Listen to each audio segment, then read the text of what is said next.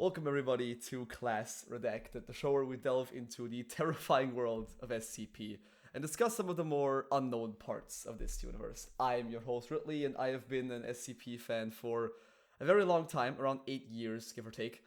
The first article I actually ever read was the original, not rewritten, version of 049, the Plague Doctor. And ever since I read that one, I have just fallen in love with SCP in general and the universe surrounding it.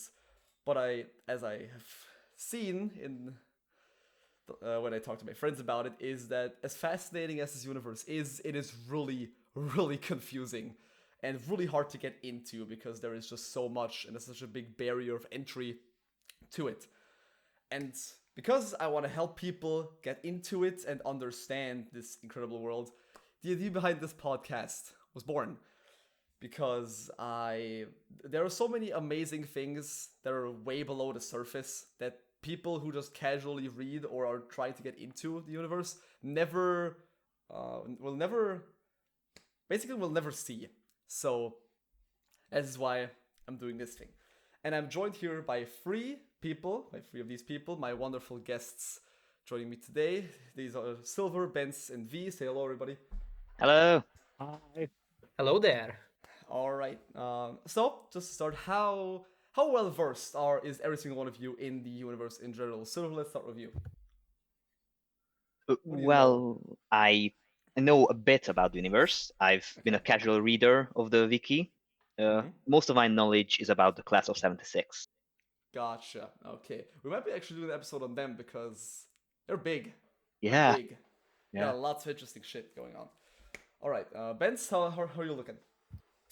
I've been reading it on and off for like 4 or 5 years. I Okay. know about lots of things, but I can't remember for the life of me the numbers. The numbers, Mason. What do they mean? Yeah, that's fair. I mean, we have like 6,000 SCPs currently. It's really difficult. Around 4,500 plus Yeah. the joke classes and other explained Yeah. or other things. And the other languages too, which are other. It's a lot. That's a whole other can Yeah, of worms. we'll be not getting into that one. Even Thank even fuck. in the normal English one is more than enough for like 50 episodes. All right, and V, how are you looking? The last one. Well, it would seem I will be playing the role of rookie because I've got Okay. no clue. Like, I've read a couple of articles that friends shown me, and that's about it. I've got Alright. no idea what I'm getting into here. Awesome. Okay, that's gonna be a very interesting time for you because the things we're gonna be talking about are today, because we have like two topics today, like one small and one big topic. Are gonna be very interesting. All right. So I'm guessing that everybody knows what the Foundation is and what it does, like in a general sense. How it Yeah, works, that it contains like anomalies and stuff. You all know that one. You know all that Yeah, one. it's pretty obvious. yeah, I think we have an idea of what it is. Yeah. All right, good. So, because because V knows absolutely nothing or close to nothing, I'll be doing a small 101, small Foundation 101 at the beginning, where I explain some of the more the important vocabulary and phrases that you will encounter lots when you read articles, so that I can send articles that I talk about in this chat here, and you can all understand and read with me because I will be using some examples. And yeah, let's just get into it. So, just to recap, gonna be the SCP Foundation is a non-government organization that specializes in containing anomalies and other anomalous objects. They secure them, so they go out there and get the object, the creature, something or another.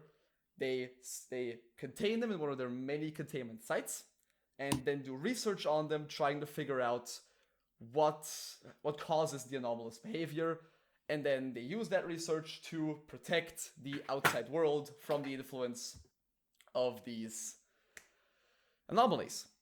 And what is an anomaly really? It usually, I mean, most of the time, people associate SCPs with terrifying murder monster, which is half true. But an anomaly can be basically anything. Anything that doesn't adhere to logic, to science, to anything about that nature. So it can be something as simple as a floating table, a car that works without gas, anything like that. It can be an anomaly in itself. So it doesn't have to be giant demonic god creature that kills you instantly. It's normally that, but it's not always that. Alright, so, and just for this segment, I will be explaining a little bit about the basic structure of an SCP. What are its main characteristics? And for that, I will be posting an example of a very popular article because it has basically everything I need to exemplify here. Yeah, we'll be using the 096 article, the Shy Guy. Probably all of you know the man where you don't look at his face or you die instantly. Hopefully you haven't met him. Yep. V, have you heard of him? Yeah. The man? The man, the myth, the legend. I've heard of him on the internet. All right. Good to know, because in this article is basically everything that is important to understanding an SCP article, because for a first-time reader, it is a lot of information and understanding certain phrases and vocabulary. So I'll be going through top to bottom, and I will be explaining basically everything that an SCP can have. We'll be starting with the most obvious part, the numbers. What do they mean? Nothing. That's the answer. The numbers are just a way that the Foundation uses to categorize their SCPs. Every SCP is SCP dash and then a number from 1 to infinity, depending on how long the wiki lasts. And every single SCP also has a name. For example, this 096 is called the Shy Guy, but everyone will more importantly refer to SCPs with their number because it is just easier for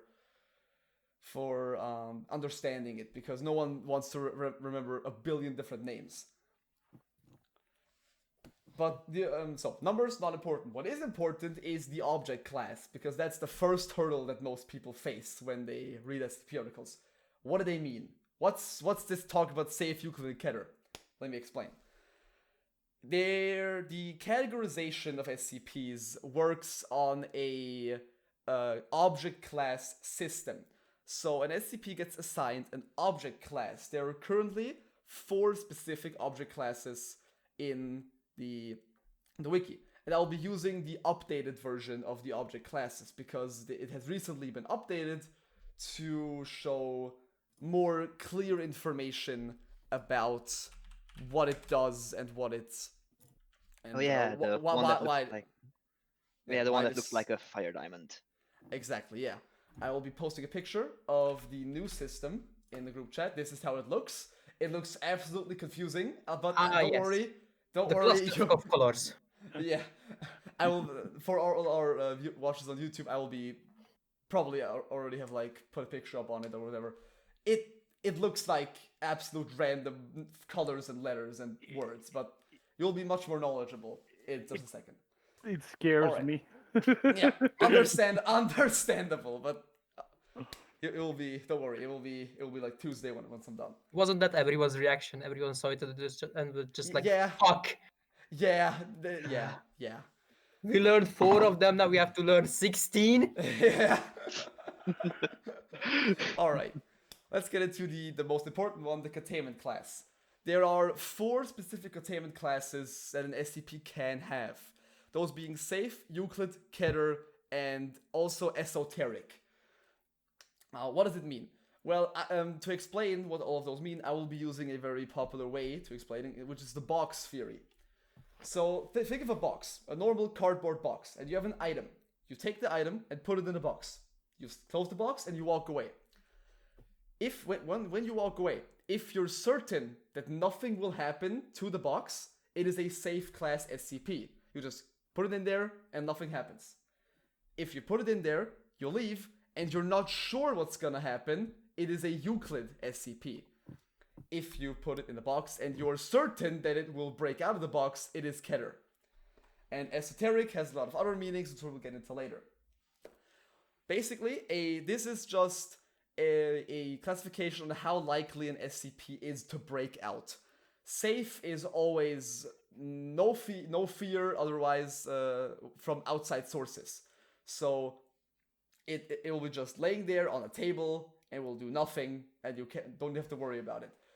Euclid's a little bit more complicated because there are ways for it to break out. For example, if we look at the Shy Guy example here, the man runs at you and wants to kill you if you look at his face. Which means, and in the test files it's also said that he will break through solid steel walls and basically not stop at anything until he gets to you.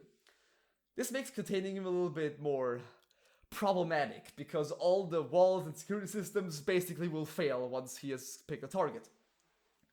So the main way to contain the man is to not have pictures of his face shown anywhere. Even as little as 4 pixels can trigger him, which has been a very good meme in the community, the 4 pixels meme. I like it quite a lot. And so that is, he can break out, but they have found a way to successfully contain him, even though he can basically break out at any moment. Keter is basically like 1 inch away from being absolutely fucked. It is incredibly dangerous and very likely that will break out. A very good example of a Keter SCP that is quite popular is 4666, the Yule Man, which there's probably going to be a whole episode on him because he is probably the most terrifying creature that the SCP Universe has to offer, one of the most terrifying creatures. Because he can teleport to anywhere on Earth, which makes containing him pretty difficult. So, and that's why he's classified as Keter, because he can basically not be contained. Or, the Foundation has found a way to contain him somehow, but it's only experimental and it doesn't work 100% of the time, so he is definitely a Keter SCP by definition. That's the basics. Those, if you understand those 3, you already know 80% of the object class of SCPs, because normally articles rarely deviate from those 3. But there are lots of other ones that are used, for example, in more special SCPs, like the SCP-001 proposals, which is also going to be one episode entirely, because those are... Oh, for fuck's sake. Once we get to the fucking Scarlet King, I need 3 hours to explain this man. Can't wait for that. I need 3 hours to explain the man. It's gonna be like 3 episodes and we're gonna get like half of the SCP-110 001 proposals done. Just the Scarlet King alone is gonna be taking like 2 hours. And also like when day breaks and Soul Assessor story is gonna be a long time. It's gonna be fun. So I'm excited. It will be fun, but it's gonna take a long time. It's gonna take a long time. Okay, back to containment stuff. The next class is the Esoteric class, a new class because it hasn't existed for a long time, but they only now introduced it because it was easier to categorize all the special containment classes that are not safe Euclid Keter into one class. The Esoteric class is just like a placeholder class for another special class. As you see in the second, in the item 3000 picture, you see that the containment class is Esoteric, and the secondary class is the special one that is part of the Esoteric class. The only ones you really need to know are 3. I've chosen Neutralized, Formulan, and Apollyon, because those are the 3 most common ones. Neutralized is the most easy to understand. The SCP has stopped being anomalous. It just ceased to exist. It's just a normal everyday object now, and it's not that interesting anymore. So, very easy. The next 2 are special. I'll start with Formule, because Formule is the most complex.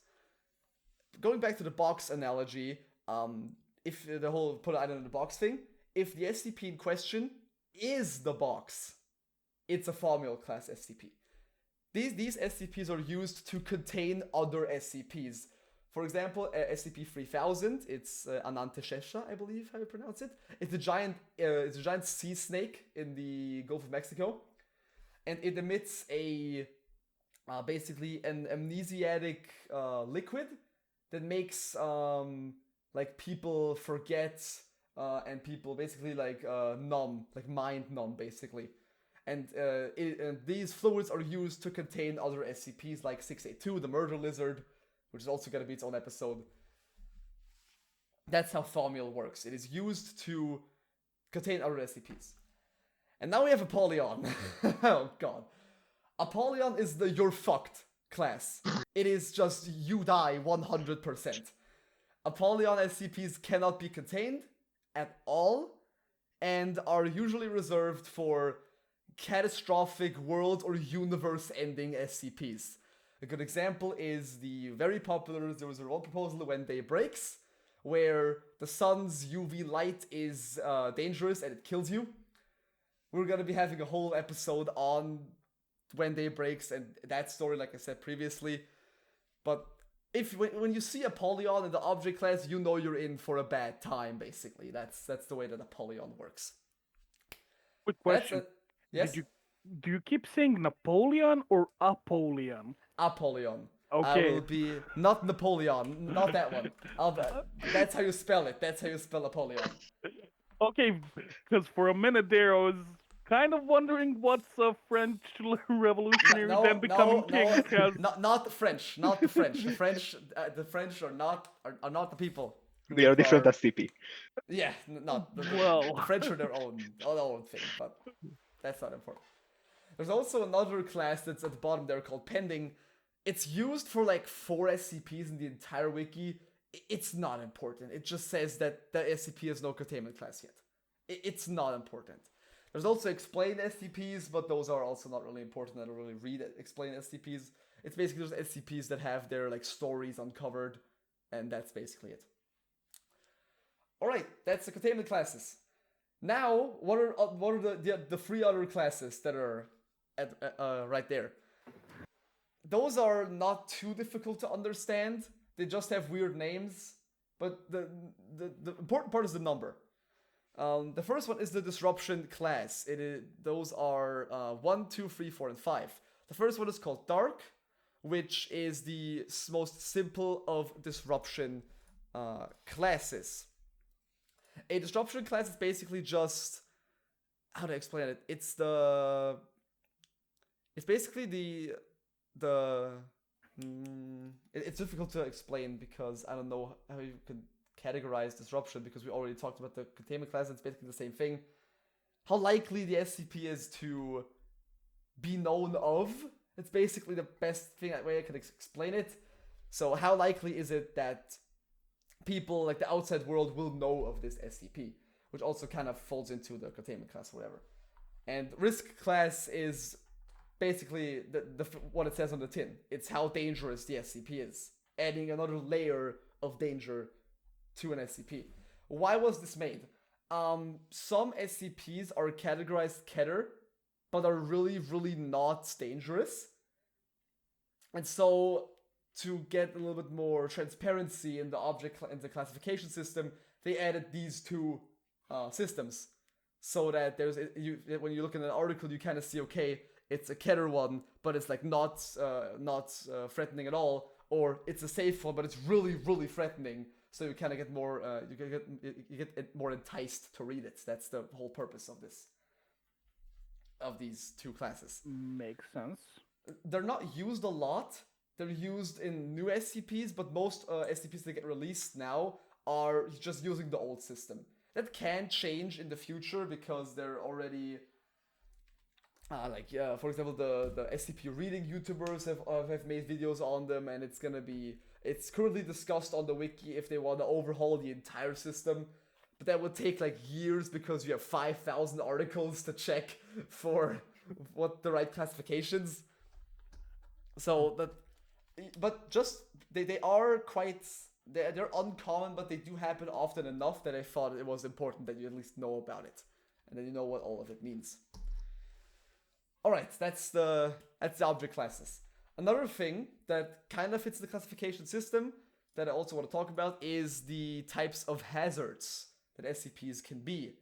I've selected 2 because those 2 are the most important ones, and it also kind of fits in with SCP-096 because some articles have 2 specific hazard names. It is a cognito hazard and an info hazard.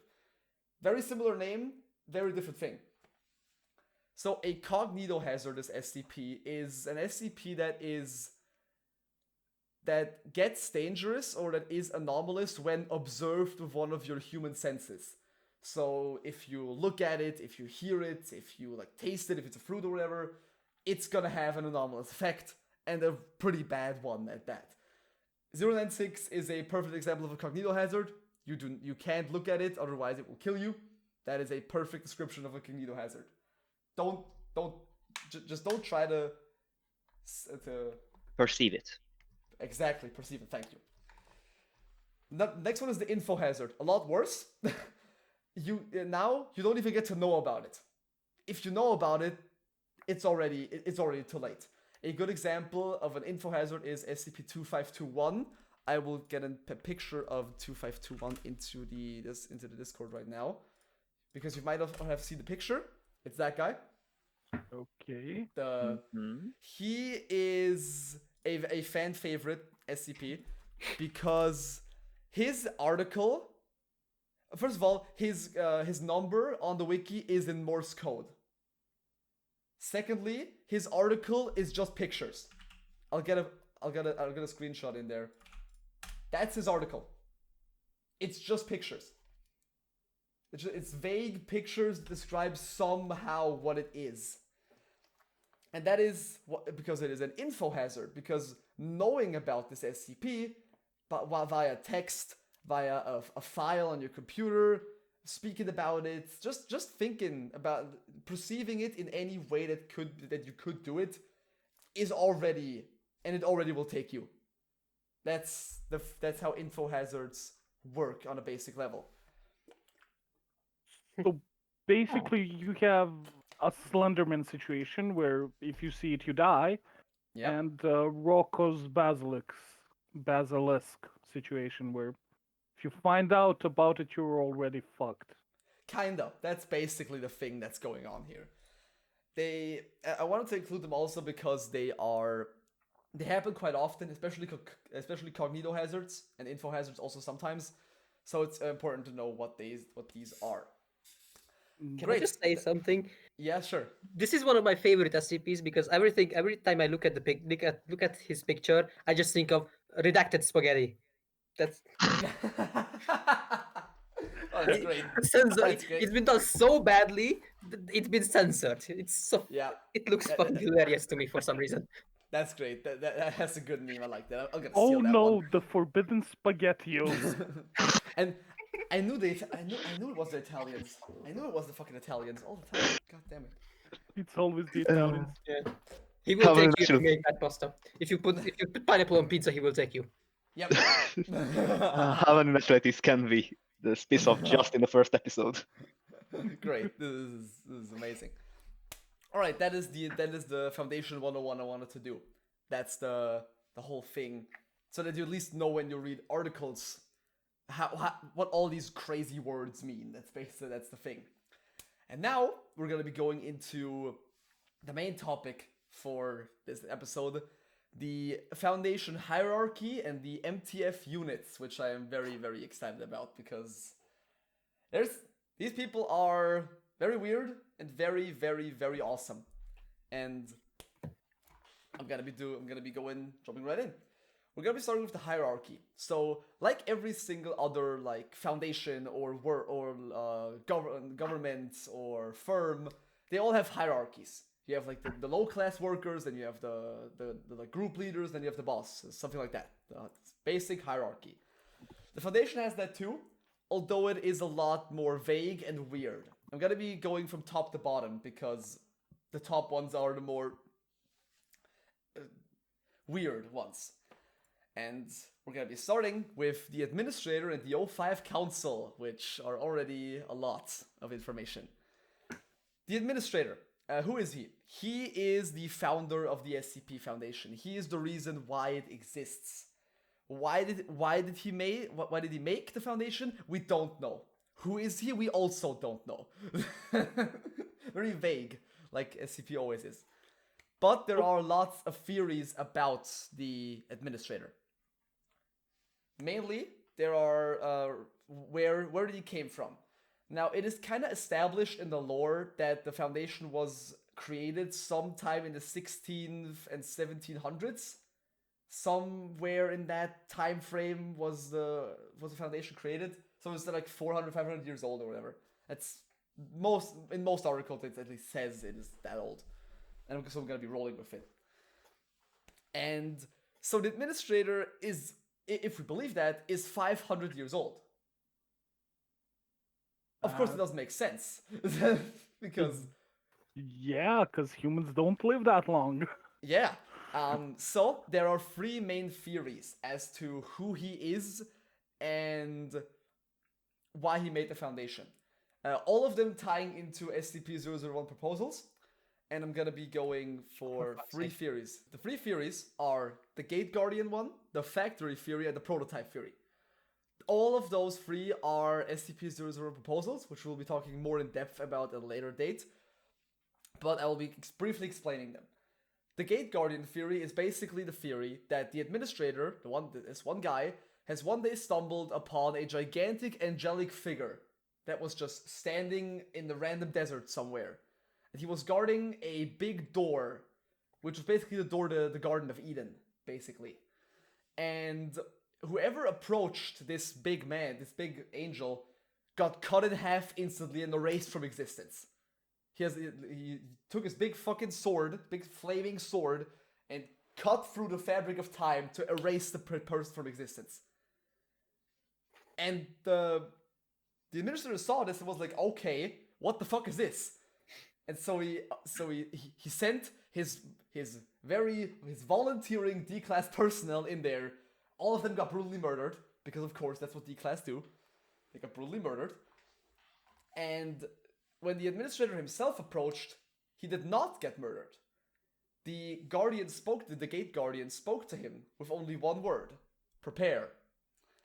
And from that one word, he has interpreted that the world is gonna be having a big problem. Those problems are the anomalies, and so we created the SCP Foundation. That's one theory. The other theory is the Factory, which I will not be getting into because the Factory is its own big story with lots of weird things. But is that the one with the fairies? Yes, that's the one with the elf people, which I still find weird that they are a part of this even. Oh, it's weird. What? You'll be knowing about the elf people when we will be getting to the Factory, because... Okay, yeah. Wait, it's fucking confusing. Yeah, we'll skip that one from now. That's the catchphrase of this. That's this podcast. It's fucking confusing. Confusing, yeah. Makes. It makes no sense. Don't even try to figure it makes sense. Accept it and move on. That's it. Okay, yeah. Okay, so basically, the Factory is a big factory where all the anomalies get created in.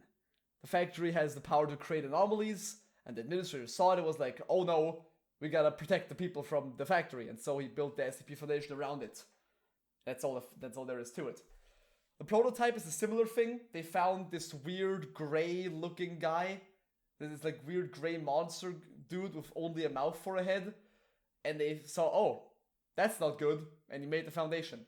It's the most boring theory. I personally think the Gate Guardian one is the coolest, because it's like, I think the Gate Guardian I think was one of the first Sylver proposals that ever were. And I really, really like that theory, and I personally believe that the Gate Guardian does exist because it gets mentioned in a few other SCPs that we'll be also talking about, like 1730. But that's basically the thing that the administrator is. He made the Foundation. Who he is, we don't know. If he's even alive, if he's anomalous, if he even existed in the first place, are all big mysteries. But what we did know is that he made a council, the O5 Council, which do exist. That's a fact. They do actually exist. So we have one plus point there already.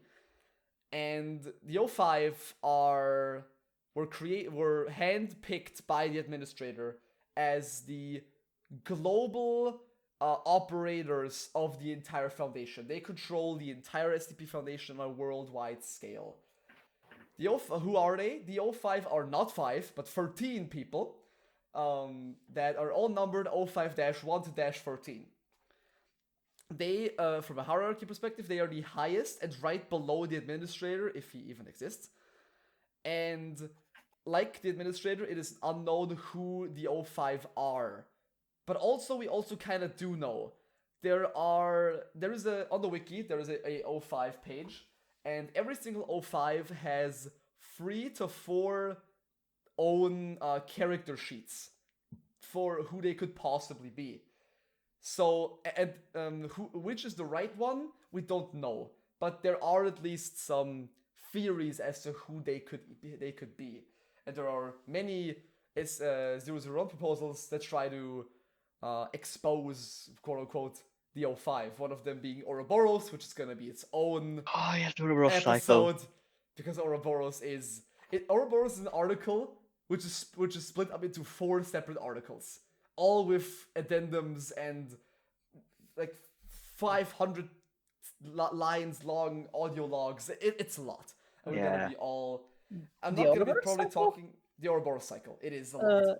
Oh yeah, I remember. Okay, Yeah. I remember. And it has like the Church of the Broken God and other groups Yep. of interest. So Yeah. I'm mainly gonna be using it to support other topics. For example, when we talk about the Church of the Broken God, I'm gonna be using that one. The Chaos Insurgency, which is one of the groups that actually wants to kill the O5. They think that the O5 are a menace to humanity, and they want to, and they believe that they're basically like throwing humanity in a dictatorship, and so they want to kill the O5. This is where we have all the information on the O5, the Chaos Insurgency, who's been trying to unmask them for years. Failed all the time, but they try. They're trying. So are they like a separate organization, or are they Yes. like a faction inside of the SCP Foundation? No, they are a completely different faction. They're against the Foundation. SCP has a lot of different factions. A lot of factions.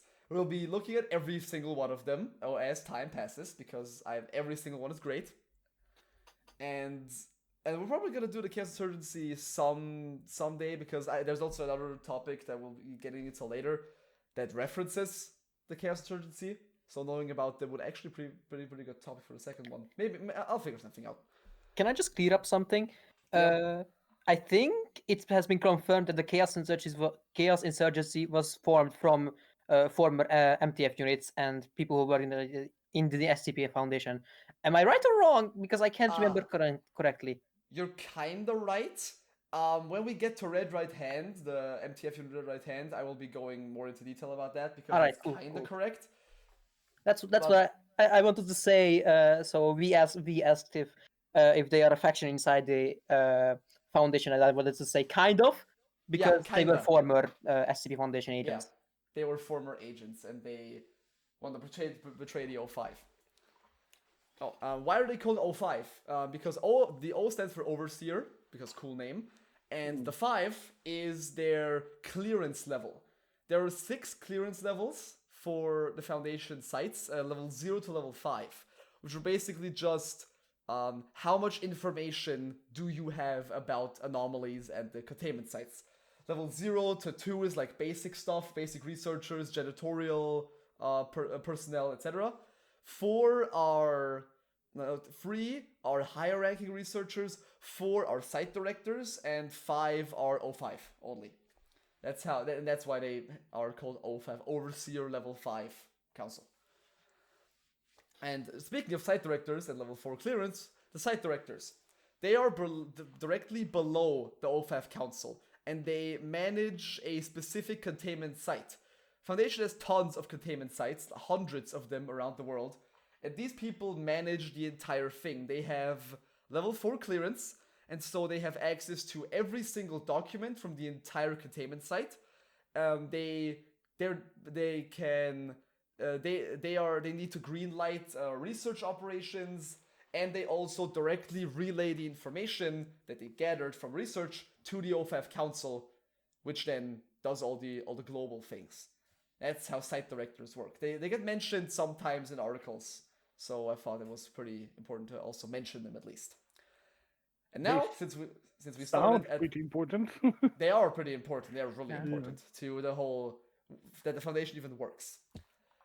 Now, people who are not important but are still I still want to talk about the wonderful D-class personnel, the memes of the SCP universe.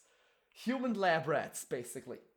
D-class personnel are the lowest of the low. If you work as D-class personnel, you're basically fucked.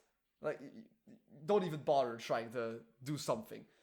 D-class personnel are convicted criminals, the really bad ones. You know, the rapists, mass murderers, sociopaths, serial killers, like really bad people who have been convicted to lifelong sentences or who have received the death penalty. Like really terrible people. And these people then get snatched up by the Foundation. They roll up to the prisons, talk to the warden, and then they get like 10 or 15 of those people sitting on death row. They yeet them into the van and drive off. Then you get, and then you will basically become a human test subject, a human lab rat, an experimental piece that is just used to test something. D-class personnel get regular psychiatric tests to ensure that they don't rebel against the Foundation, and they also get monthly amnetics treatment.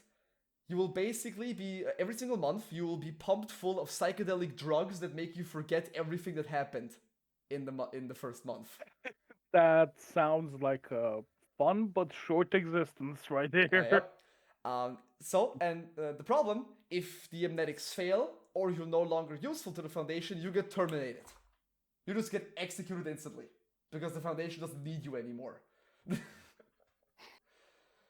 Well, at least they're decisive. Yep. If nothing else.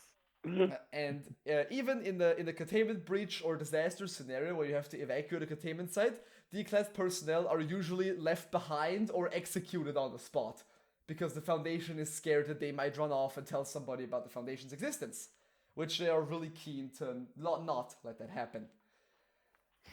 Yeah.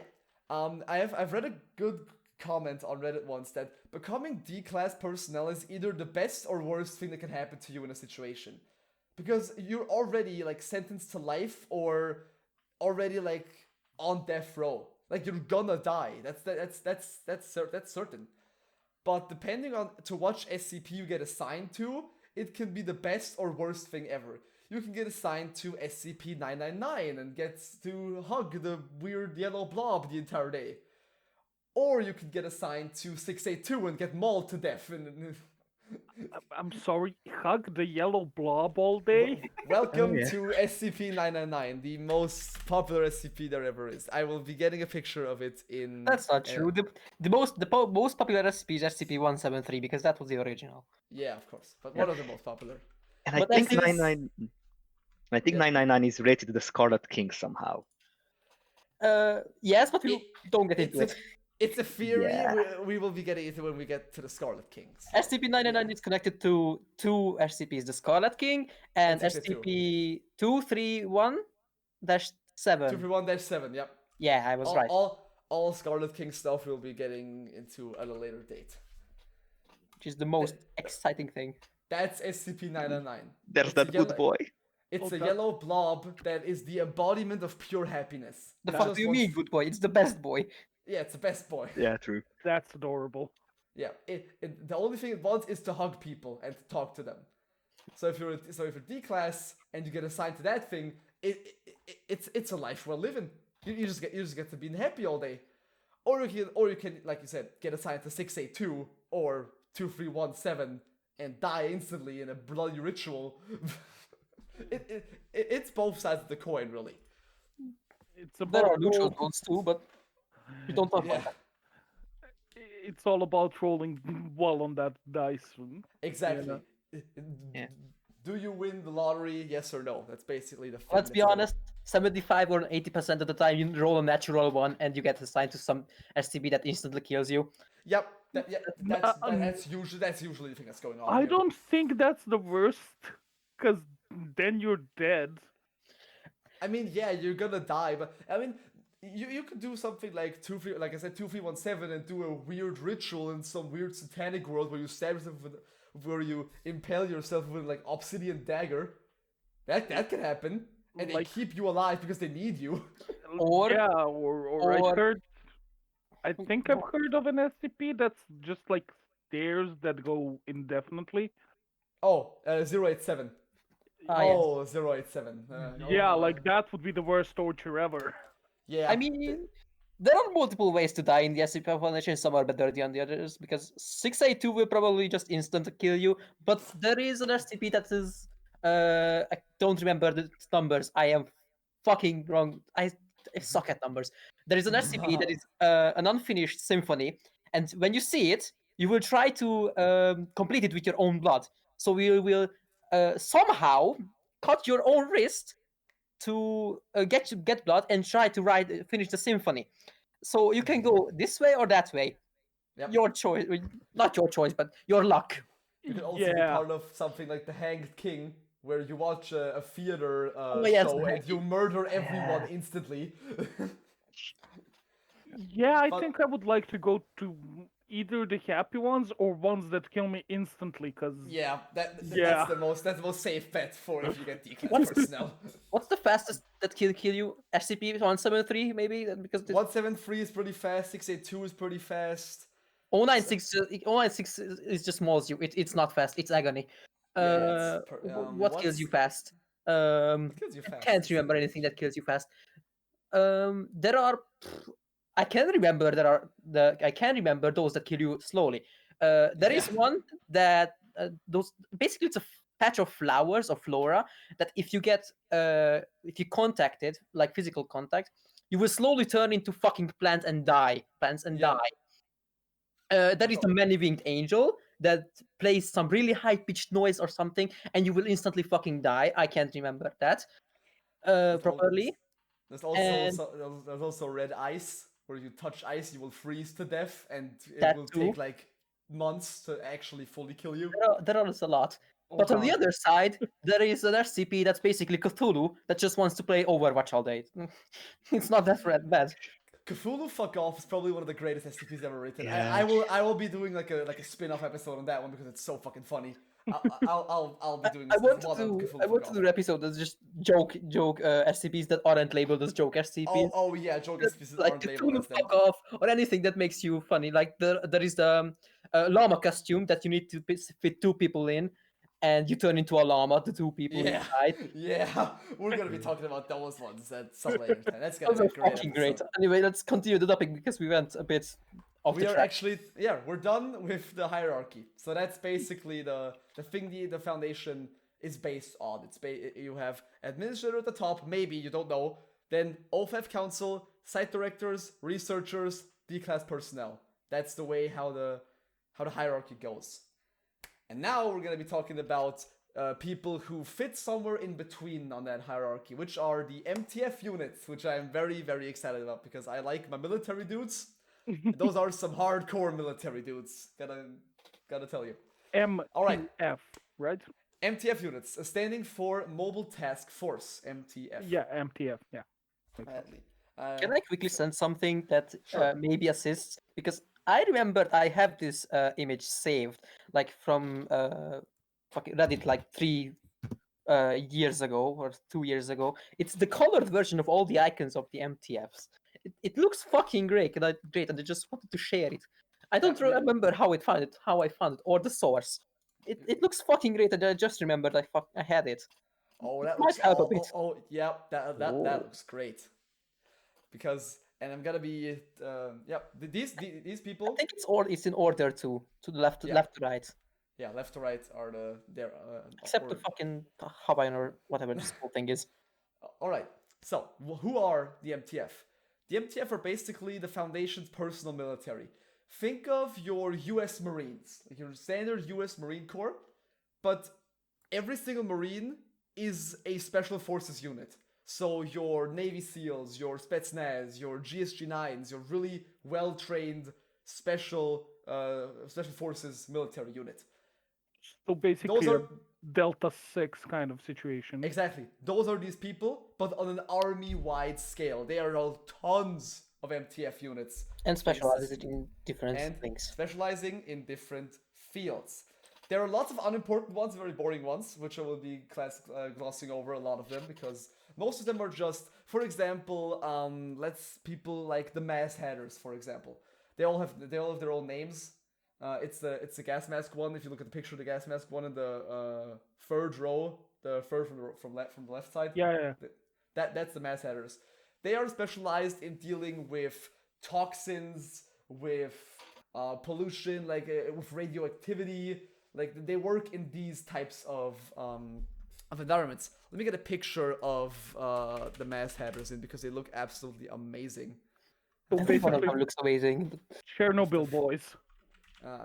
Yeah, Chernobyl boys. Anything that you inhale and it hurts you, you send these people because they're specialized to not get hurt by those. Yeah. I found the picture. The one on the left are the Maz Hatters. These are these people. They are super awesome. They look fucking amazing. Oh, I remember this. Yeah, they carry like biohazard containers where they fill in the chemicals that the Foundation wants them to secure. They're awesome. I like them, but they're really basic. And also you have people like the deep feeders who deal with aquatic SCPs, the mole rats who are specialized in like sewage systems and underground tunnels, the debuggers who are like the cybersecurity division. Lots of people, very basic. But there are lots of some special ones that have really awesome lore and connection to other parts of the universe. I have found 7 or 8, I think 8 special MTF, which I want to be talking about. And the first one I already mentioned is Alpha 1, Red Right Hand. The first one in the top left on the picture. Yeah. These people are the O5 Council's personal guard.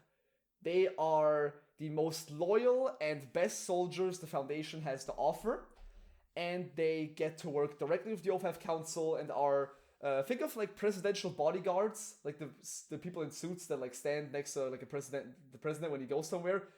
But imagine those, but in like full military gear and ready to shoot you on sight. Those are Red Right Hand, basically. Okay, yeah, makes sense. Yeah, they only get called in when the O5 people go somewhere, either to a containment site to check on an SCP or some other like conference with the other council members. Red Right Hand is always there. But that's not where the story ends, because Red Right Hand was disbanded before. Like Benson said, Red Right Hand, some members, said, fuck the O5. And they created the Chaos Insurgency, which has a very similar logo to Red Right Hand. And they are basically betraying the O5 Council and want to kill him dead. It's the basic thing that the Chaos Insurgency has going on. Let me just check if I'm catching all of this. Chaos Insurgency is basically people who got fed up with O5's bullshit and were like, fuck you guys, we're gonna fuck you up. Exactly. That's all there is to it. We're gonna make our own foundation with blackjack and hookers. Kinda, yes. Kinda, yeah. Okay, yeah. Yeah, that's kinda the thing. Okay, makes sense. Yeah, that's how Red Right Hand works. They are only called in when the strict... they are sometimes called in for emergencies that directly affect the O5. So if the Chaos Insurgency attacks or whatever, they get called in and they demolish everything because they're like overpowered as fuck in the tails. I mean, they are the most overpowered out of all of them. They are the most elite of the elite soldiers. I mean, they are the most elite, but not the most overpowered. Yeah. That's reserved for one of them. I won't name because you're probably gonna get into it. Yep. All right. So that's Alpha 1. The next one is basically they are the Space Marines of the MTFs. We will get to those. We have even more overpowered ones that we will be talking about soon. Okay, so to make this a comparison, they're the Cadians of the MTFs. In terms of like real world training, yes. Not in terms of numbers. There are very, very few Red Right Hand. Yeah, of course. But now we're getting into the weird ones. Oh, I'm happy. Omega 7, Pandora's Box. Oh, for fuck's sake. Oh, Vance already knows where this is going. Yes, I know, because every time I hear that phrase, every time I hear that name, I just remember the phrase, someone described it perfectly, and I remember it, and I just think, oh, those are fucking overpowered. Yeah. Well, Pandora's Box, Omega 7. They are a now disbanded MTF unit that with one they were your basic military dudes, your basic well-trained special forces unit. With one catch, they had an SCP on their team. Which was the biblical Cain, right? Yes, they use SCP-076, Cain, literal Cain from the Bible. Cain from the Cain and Abel story. Cain, Exactly. the first killer. Cain. Yeah. Exactly, and Abel's brother is an SCP. Abel's an SCP too. yeah, and they had Abel on that team, not Cain. They had Abel on that team. I mixed the two every single time. So I'll briefly explain Abel. His story is probably his Cain and Abel's story is a big enough story to have a whole episode on, with all the tales and stuff they have. It's a really big and sad story, especially in the end. Mainly, we're gonna be who is Abel? Abel is a biblical god warrior who is bound to a obsidian prison after he killed his brother Cain. Because in this story, Abel kills Cain, or wants to kill Cain. Abel wants to kill Cain. Whenever Cain does something, so either like he gets sometimes headaches. That is when Abel activates and he runs to kill Cain. He breaks out of his big obsidian tomb and slaughters absolutely everybody. He is one of the most overpowered humanoid entities in the entirety of the Foundation. He is basically immortal, because when you kill him, he teleports back to his tomb and then waits to get out again. He can summon obsidian swords from thin air. He's incredibly fast. He can dodge bullets with just normally. He can teleport short distances. He is busted as fuck. That's basically the way I can describe Abel the best. He is sounds busted. busted. That's for fucking sure. Of course he's busted. If he dies, he just says, "Fuck it, I'm gonna respawn." When you kill him. It's stupid. There is a great story which we will get into when we will be discussing Dr. Bright, who is gonna be Yes. Dr. Bright's headache. That is great. Because in one containment breach, he is slaughtered like an entire containment site, and there was a doctor among them called Dr. Bright. And his story, remember Dr. Bright's name, he will be important when we get to him, because his story is a lot. Dr. Bright is always important. Somehow he always shows up somehow. Somewhere he always shows up. Doesn't matter, he always is there. And his entire family as well. They are all related to the SCP Universe. Oh, yeah, Dr. Bright is his family. Back to Omega 7. Why is it disbanded? Well, Omega 7, they used 076, so Abel, to have an easier time containing Keter and Euclid SCPs, like very dangerous SCPs, because they could just send Abel in, say, do your thing, he's immortal, so why not do it? And so they have an easier time, like, containing the SCP, because Abel can, like, wear it down, weaken it and stuff. And that's how it operates. Pandora's Box was disbanded because of the fateful day when Cain met Abel, when they finally when they met each other for the first time in years. I can't go into the story more because that's spoiler territory, and I want to have like an own episode on Cain and Abel because they're really important. But just think of it as Abel and Cain are now like done with the Foundation. They now have each other, and that's it. And so they have no use for for Abel anymore. So the Omega 7 got disbanded. That's how Pandora's Box works. So Pandora's Box right now in the current timeline, if there even is a timeline, doesn't exist anymore. They were disbanded and set up into some other MTF units that needed the personnel. But speaking of overpowered people, Tau 5, Samsara. Tau 5, Samsara. The Foundation is experimenting with various kinds of universal travel. They visit new universes, new worlds, etc. One day, they found this world, and they explored it. And then there was like this dead god in front of them. like an actual god. Like think of it as just like going to the supermarket and there's like Cthulhu's body laying there. That's basically what happened. And it's on sale. Yeah, and it's on sale. Yeah, and so the Foundation took took the flesh of that god and used it with the power of cybernetic enhancements to create the ultimate mobile task force, which is Samsara.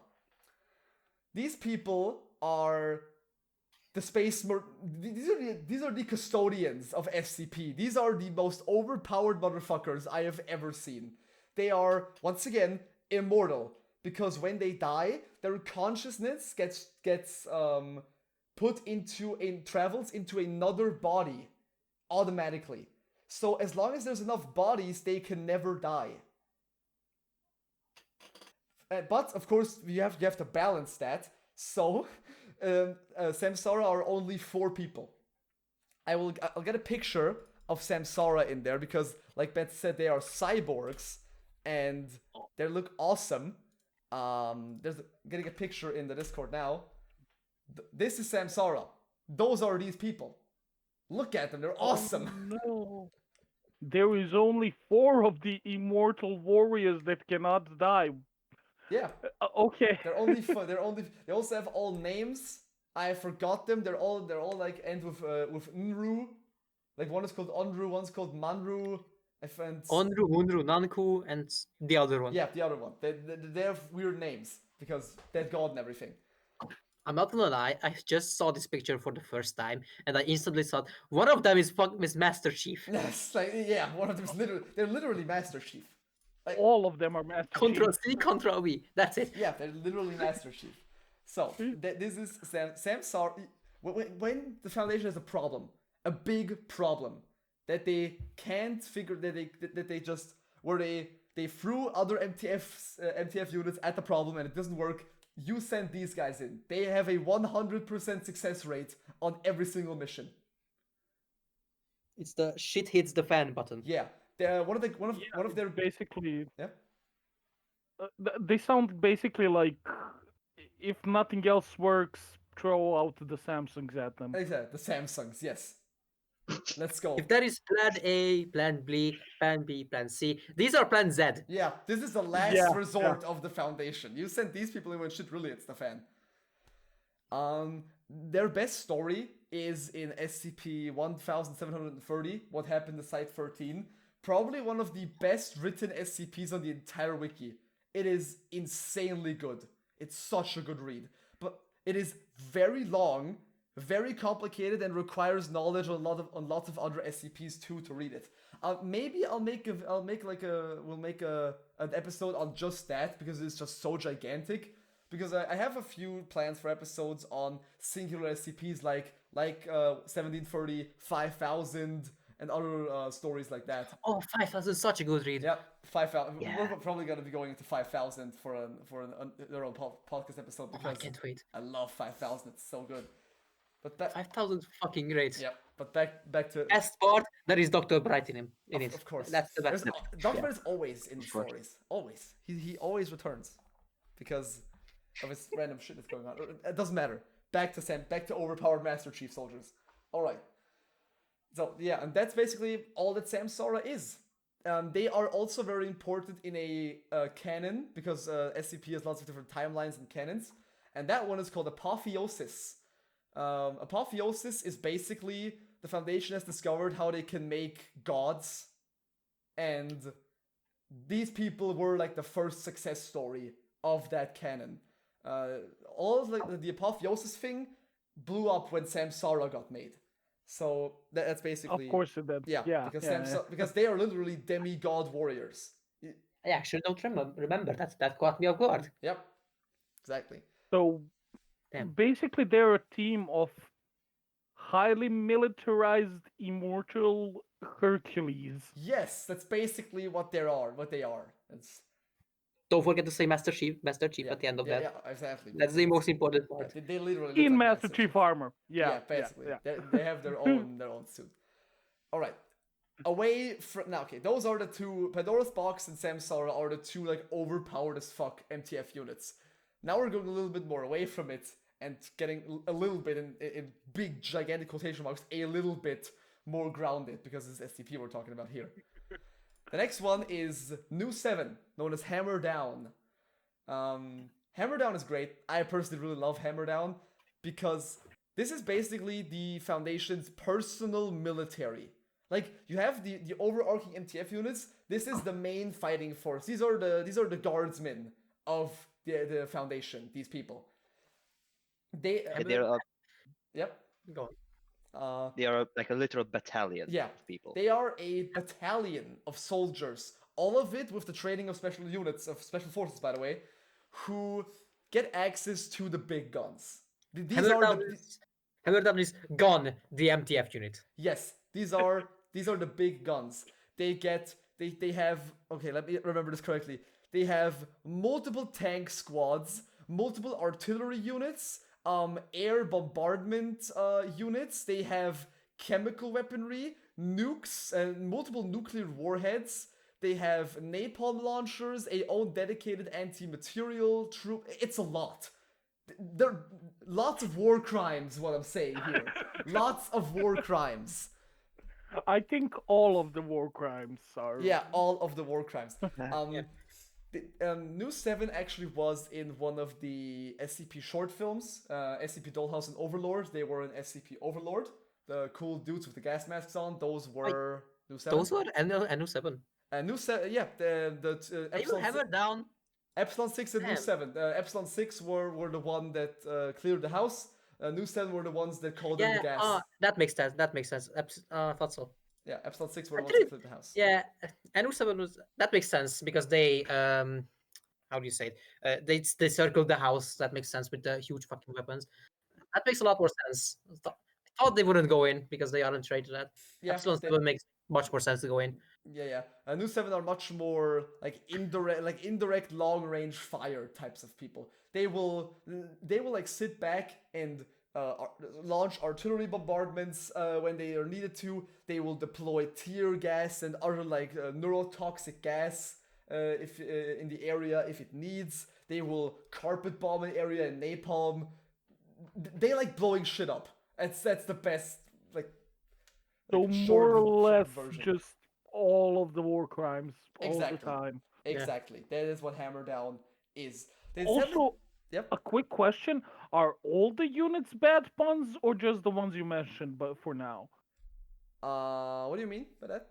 well, we had Red Hand, which is the right hand of the council. Yeah, Red Hand. You have Pandora's Box, which is Pandora's Box, which was a literal pun because Abel was in the a box. box. Yeah. Yeah. They're not. We have Samsara, which is a mythological thing. Weird God, and now Hammer Down, and now Hammer Down. Yeah, Bring the hammer down. yeah. It's a lot of puns. Next, So because my favorite. Can I just say? I don't know if you're going to mention it. My favorite one is Village Idiots. That's the whole name of them. Epsilon 6 are called Village Idiots. Why? Village Idiots. Yeah. Why? Because they specialize in rural and suburban environments. They're very good at house clearing and all that shit. So basically, answering your question, some of them are jokes, some of them are not. Because I don't think is Ninetales a joke? Nine-tailed I don't know. I don't know a lot about Nine-tailed Fox, honestly. I mean, what I can say is there is an MTF literally called Begone Fought. Oh yes, the birds. Yeah. That's So- a good one. So, yeah. Yeah, and it's written THOTH because of the Egyptian god of knowledge. Thought, the Yeah, bird god of yeah. knowledge. Yeah. I'll switch. Yeah. There are lots of stuff. Okay. Yeah. And also, Okay, yeah. speaking of puns, the next one is Omicron Row, the Dream Team. Why the Dream Team? Because they do shit with dreams. So who could have fucking guessed? They fight Freddy Krueger. Not exactly, something similar. If you want to understand the Dream Team, I have to go a little bit into the Oniroi Collective, because I don't know how you pronounce it. They're spelled like Oneiroi, like Wonaroi or Onairoi. I don't really know how you pronounce it. I will pronounce them Onairoi from now on because that's easier for me. Basically, this is a unit that is all about containing or spying on the Onairoi collective. What is this collective? It is basically a gigantic hive mind creature that manifests through dreams, and basically gets power from the dreams that people have, and it's also a religious cult because every single faction is a religious cult in this universe. Of course. And people have how do you become a Onairoi? You harvest the power of dreams and basically become an entity within the dream world. Quick question. Now that you explained it, doesn't that sound familiar to the Radiance from Hollow Knight? It kind of works like that. It's literally the Radiance. Because that's just hearing you describe it, I just thought that sounds awfully familiar to the Radiance. Yeah, it works similarly. It works very similarly to those people. And that's easy to understand. Yeah, Then. and so the Foundation has discovered a way to become Onairoi themselves, and they have tried many people. They have failed many experiments. Many people died in the process of trying to become Onairoi, but the people who succeeded have become the Dream Team, Omicron Rho, and they are how it works. And they're special because they're a group of people who have connected minds. Their minds are connected together, so they know the thoughts of everybody else, so they can maneuver in dream space extremely well. They have incredibly good coordination, and they are incredibly good tacticians because they can they know what everybody does at all times because they can literally read each other's minds, which is pretty cool if you ask me. Yeah, demons are talking to begin. No, that's just Jim. Don't worry. Tommy forgot to turn the stove off again. God damn it! What an idiot. So basically, the Dream Team are an actual perfect military unit. Yes, they operate mainly in dream space and try to figure out the Onairoi collective and what they want. Quick question again, Ritley. Are you gonna get into the MTF unit that does the funky dance? No, no. It's too much of a meme to cover here.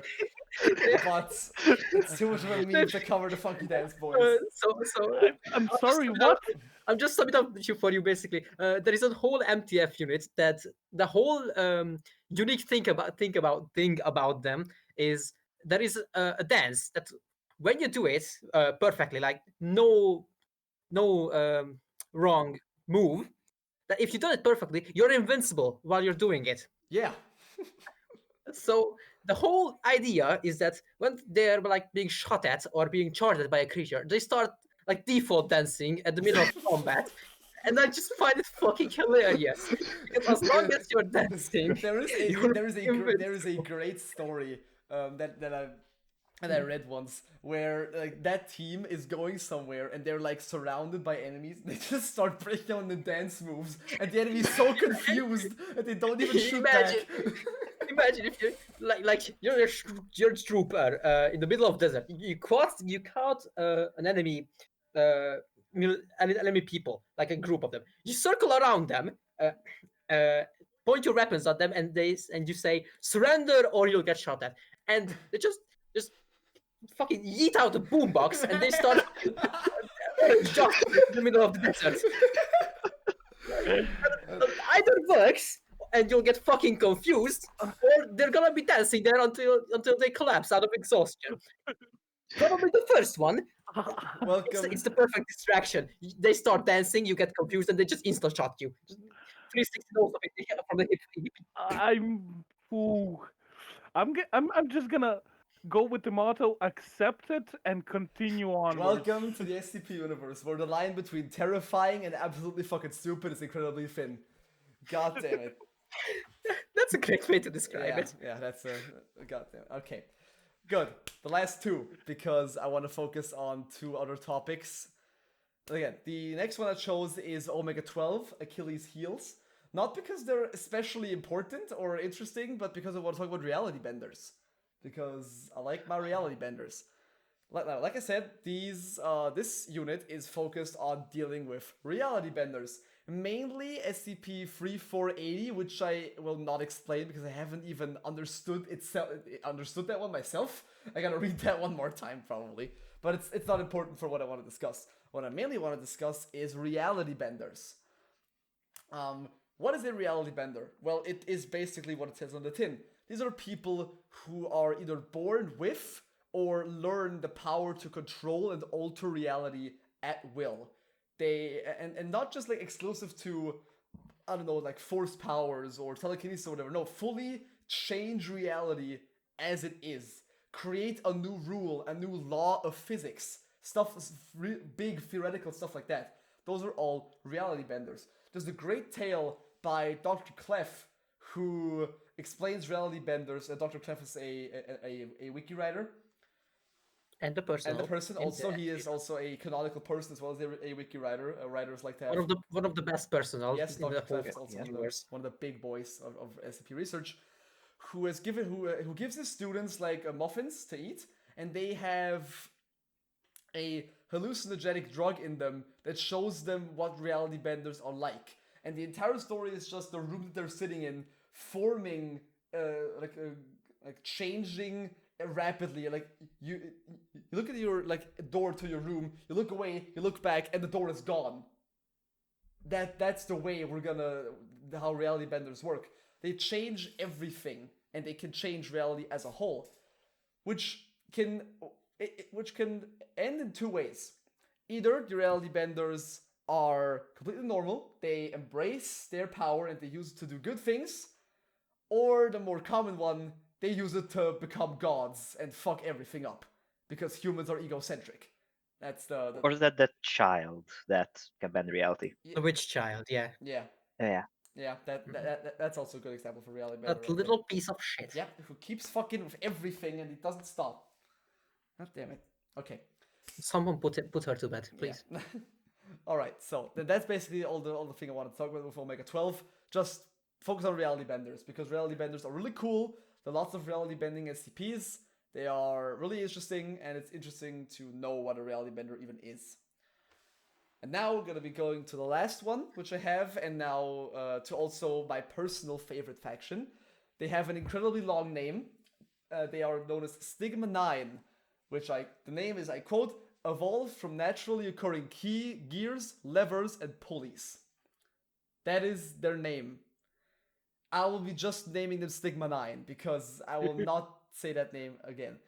These people are entirely focused on destabilizing a group of interest called the Church of the Broken God, which is one of my favorite groups of interests in the SCP universe.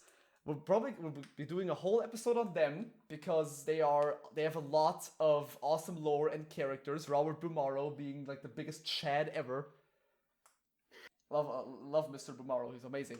But basically, think of the Adeptus Mechanicus from Warhammer. But okay. But they're a little bit less. But they don't they also do the worshipping of a machine god. But it's not like Mechanicus where they think of it as a deity that permeates in all machines. It's actually like a god, a physical form.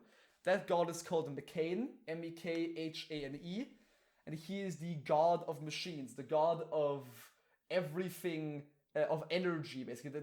They think of it as the god of everything, why everything works. I think that's SCP-882. Yes, 882 is his heart, I believe. Because it is called the Church of the Broken God, because Mechane is broken. He has been broken for lots of years. Presumably after a fight with another god for which I will not get into right now because it's a whole other topic. And is it the god of the Sarkic? It's a Sarkic, yeah, it's the old above. It's that man. Fucking cults. Yep, all the time. Yeah. They keep appearing, god damn it. Okay. Fucking religious wars, SMH. Yep, always. Yep. Alright, back to Mechane. And Mechane broke apart, and his parts got scattered all across the world. and the Church of the Broken God is currently trying to find all his parts and reassemble him to make him unbroken. The current leader of the church is Robert Bumaro, the creator, or I think the builder he's called, who is not female, even though he looks like one, and he keeps being drawn as female, which I'm mad about, but that's a whole... Goddamn fanboys. Fanboy. Yes, all the time. He has really long hair, and that's why everyone keep drawing him as a female, and he's not. He's actually a guy. He's called Robert, for God's sakes. Just keep it a little weird. That's it. Easy. Robert, that's a very feminine name if I ever heard one. Yep, and the Sigma 9 is used to destabilize the church a little bit. Why not completely eradicate it? Because the Foundation actually works with the church sometimes. Because they know they have lots of research around machines and mechanisms, which the Foundation can use for their own research. And they also help a lot in containment of other SCPs, like, for example, SCP-610, the Flesh That Hates. They also help... Disgusting. We'll be talking about that when we get to Circuit Codes. Because... I'm sorry, the Flesh That Hates? Yes. Yes. I will not. You can keep. Yeah. You can keep that one in your mind. We will be getting back to it when we talk about the. Yeah, I really don't want to keep that one in my mind. Am I allowed to mention the tale that is basically the same thing, but it's replaced one with another letter, or not? Or do you know about that? What do you mean? Please The repeat. Flesh That mates. Oh no! Please not. Oh that. God, no! Fuck. Oh no. This. It sounds as disgusting as it is. Well, He's gone. He's gone. He's gone. Well deserved. It was enough. It was enough for him. Fuck. It was enough. Okay, that's great. God. The Flesh That Mates is probably the most disgusting and ridiculously just... It's vomit-inducing how disgusting this tale is. It is... Why did you think I didn't want to mention it? I specifically asked. We are not going to cover that one ever, because that's someone that the viewers can check it for themselves if they are up to the task. But or don't. Please don't. Okay, yeah, but back to topic. Okay, so Stigma 9 is destabilizing the Broken Church because they help the Foundation also work on some stuff. And I think we're gonna probably be covering the church in the next episode, because I really like the Church of Broken God, and they are a very big, probably next to stuff like the Global Occult Coalition, they are the biggest group of interest of the most amount of lore and intrigue. They sound really interesting. Yep, and they will be getting a lot more interesting when we talk about the next time, which will probably be the next topic for the podcast. And that's basically it. That's all the MTF units I want to talk about. We have learned about the hierarchy for the Foundation and lots of different their own private military with their own different things and bells and whistles to them, which are a lot. That's a lot of them. It is a lot, and they are. I mean, there's like 30 something MTF units like in the entirety of the Foundation. You have 30, which are. There are some miscellaneous units as well. Yeah, there are miscellaneous units. I was gonna mention that. Yeah, and I mean on the picture that the ones there's like 40 of them. The ones on the picture are the main big ones. Yeah. There are like 20 or around that number, little ones that aren't that mentioned. Yeah. They're just memes or little bits more specific things. SCP writers usually just make up an MTF unit just so they can die for the sake of the article. They usually just do that one. That checks out. Because I mean, you can't use the big important ones because they're so iconic. So just make up one that you send in to die, which works out for narrative purposes most of the time. That's basically it. Anything you want to say as closing words? Anyone of you? This is a lot of information. Yeah, I was expecting that one. I want to mention one more MTF, Yeah, sure. Lambda 14, which is Oh. an MTF all about retail-oriented Yep. yeah, anomalies. They are called 1-star reviewers, which is the best name ever. Lambda Yes. 14, god damn it. Yeah. Of course, All right. everything. My clue. Yep. Go on. Okay. Mine's- Of course, everything we talk about in this is all linked down in the description if you want to check it out for yourself. Because I have skipped over a lot of lore. Because if I would cover everything, we would sit here for 5 hours, and my voice is already breaking. So no, thanks. All right. My closing words are: I am sorry for bringing the flesh that fades up. I shall now go baptize myself in holy water, and probably come back as a priest. I mean, to be honest, if you were really sorry, you wouldn't say them words again. It's I mean, yeah, you're he's right, fair. He but- says that's fair. That's fair. There's a lot of disgusting stuff in SCP that we will be getting to. Some things for the Scarlet King are just the wonderful procedure that I'm not going to name now. The Montauk. Oh no, Yeah. no, Not going to name now, which is gonna be a different topic. Don't. Please don't. Okay. Alright. Yeah, but that's probably gonna be it. Thank you everyone for listening and or watching on YouTube, depending on where you watch this. And yeah, you could, if you want to catch up with progress on new episodes or on new topics, or just see me reposting memes, you can follow me on Twitter. And any of you want to shout something out, or was that all from you? That's all from me. I mean, I have a Twitter, but I don't post anything. So if you want to follow me for Yeah, nothing, same. there you go. I mean, I have a Twitter. I post art. That's it, and repost memes. But I don't wanna like shoutcast myself. I'll just probably retweet your tweet. All right, That's it. Gotcha. All right, that's gonna be it. Thank you all so much for listening, and see you next time. Bye. See you next time too. Goodbye. Bye.